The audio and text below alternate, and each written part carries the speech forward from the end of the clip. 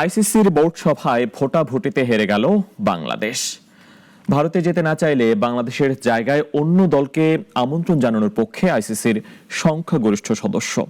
সিদ্ধান্ত নেওয়ার জন্য বিসিবিকে একদিনের সময় বেঁধে দিয়েছে আইসিসি। তবে কি এবারের বিশ্বকাপে বাংলাদেশের খেলা হবে না? বিস্তারিত প্রতিবেদনে।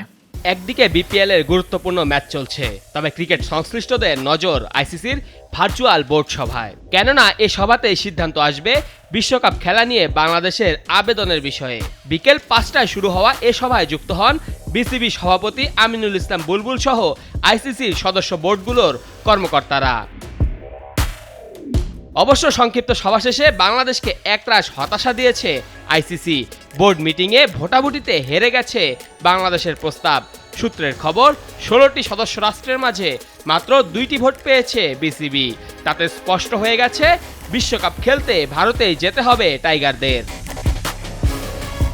বাংলাদেশ ভারতে গিয়ে বিশ্বকাপ না খেললে সেই জায়গায় রিপ্লেসমেন্ট নেয়ার পক্ষে মত দিয়েছে আইসিসির অধিকাংশ সদস্য।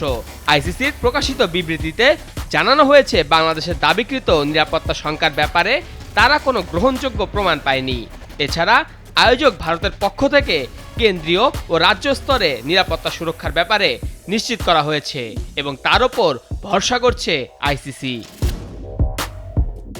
ভোটে হারার পর সিদ্ধান্ত জানানোর জন্য বাংলাদেশকে একদিনের সময় বেঁধে দিয়েছে আইসিসি। এ সময়ের মাঝেই বাংলাদেশ যে সিদ্ধান্ত নেবে সেটাকেই চূড়ান্ত সিদ্ধান্ত হিসেবে গ্রহণ করা হবে। জানা গেছে, অন্তর্বর্তী সরকারের সঙ্গে বিষয়টি নিয়ে আলোচনায় বসবে বিসিবি। এদিকে আইসিসির এমন সিদ্ধান্তকে দর্শকরা দেখছেন ভারতের কূটনৈতিক ও আর্থিক সবলতার জয় হিসেবে।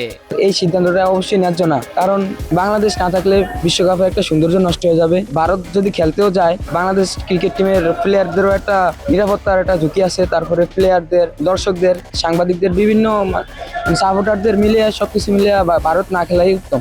বিসিবি যে সিদ্ধান্ত নিয়েছেন এটা ঠিক। আমরা বাংলাদেশ ইন্ডিয়াতে যাব না, আমরা শ্রীলঙ্কাতে খেলবো ইনশাল্লাহ। বাংলাদেশকে সিদ্ধান্ত জানিয়ে বিশ্বকাপের চূড়ান্ত সূচি আরেকবার প্রকাশ করেছে আইসিসি, যেখানে এখনো রাখা হয়েছে বাংলাদেশকে। তবে একই সূচি দ্বিতীয়বার প্রকাশ করাকে অনেকেই মনে করছেন এটি মূলত বিসিবিকে সংস্থাটির শক্তি বোঝানোর এক ধরনের প্রচেষ্টা মাত্র। মেহেদী হাসান মুন্না, নাগরিক।